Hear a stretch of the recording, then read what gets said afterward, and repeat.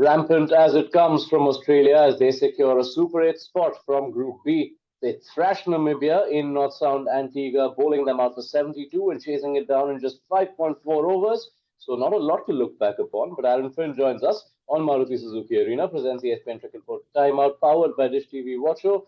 Finchy, a quick game is a good game, and that was about as quick as it comes. Yeah, it was. Australia were really clinical. They set the tone early with the ball. Josh Hazlewood opening up the Namibian side, and then Adam Zampa just going right through. It was what you would expect Australia to do at this point in the competition after playing a couple of games and being in really good form. Yeah, and it's such a differentiator already, isn't it? Because it's not like you've seen a lot of other big teams capitalize when they've come up against the sides who you expect them to beat, but that's where Australia just raised the game at World Cups.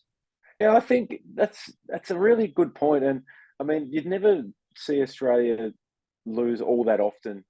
I mean, when you think about recent times of South Africa and Netherlands, England being beaten a couple of World Cups in a row by associate nations, Pakistan as well, it just doesn't seem to happen to teams like Australia, if at all. So I think what Australia do in these situations is they bring the right mindset and they bring the right energy. They hit the ground running tonight. They were clinical from the start. They caught well, they bowled well, and then when they got bat in hand, they just did the job. So I think associate nations are able to hold a level for so long, but when you're up against a world-class side like Australia is at the moment, it's just so hard to maintain that pressure. Yeah, I'll back that point up for you. There's only ever been one instance of Australia losing to an associate side, and that was against Zimbabwe back in 1983, the first time Zimbabwe featured. That's how good Australia have been when it comes to these games. Just take us through Zampa's spell in a bit more detail. You spoke recently on our network about how he is to you among Australia's greatest white ball spinners. 8 wickets in 3 games, and he's leading the charge here for the Aussies. Yeah, he just continues to get the job done. And I mean, he said after the game in his man of the match press conference that he bowled a few balls tonight that he wasn't happy with, but still got wickets. So, I mean, there's so many times as a bowler, particularly T20 cricket, where you bowl a beautiful delivery and it gets deposited out of the park. So you have to be prepared to take the good when it comes your way. But I mean, he owns the stumps, and that is so important in T20 cricket. He's so hard to play square of the wicket, particularly off the front foot. When guys are looking to sweep or reverse sweep, he seems to be at his absolute best. And he's gone to a new level again. I thought he was probably the player of the tournament in the 2021 edition of the World Cup in the UAE. But he's gone to a new level. He is bowling unbelievably well. And his attention to detail, but also how hard he is on himself. I mean, it'd be easy to sit back and say, oh, yeah, I got 4 for 12 and everything's going pretty well. But he said, no, I could have bowled better. There were some balls that I wasn't happy with. So that shows someone who's prepared to improve and always looking for the 1%ers.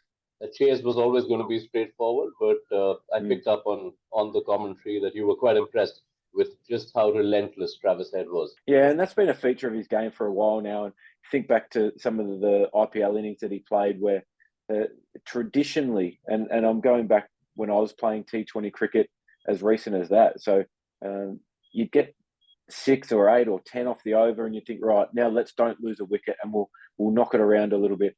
But he's just, and it's the modern game now. You think of the youngsters coming through who are growing up on T20 cricket.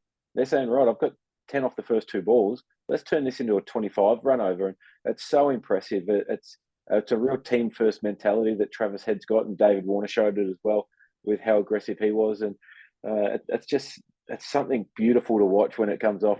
So Scotland next, with the ticket already booked for the Super 8s. Can we expect all of Josh Inglis and Ashton Agar and everyone on the bench to feature in that game? I don't think so. I reckon if you look down the list, it'll be more about the bowling unit, how they're feeling at the time.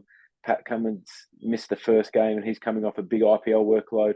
Mitchell Starc missed this game, and all reports where it wasn't just rested. There was still a few lingering issues with the calf cramp that he suffered in the first game. And Josh Hazlewood has come off a really long break, so he'll be keen to continue to bowl. So will Adam Zampa.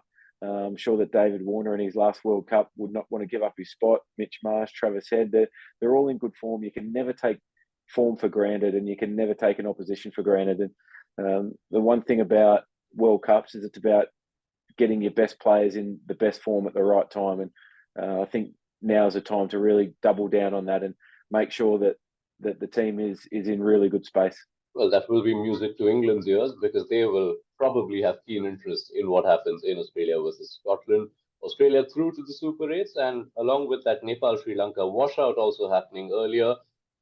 Along with South Africa, they are the first two teams through to the next round. Thank you so much, Aaron Finch, for your time. Introducing the epic new Swift. Time to go swifting. Watcho app पे देखो एक OTT के दाम पे सारे OTT शान से। Watch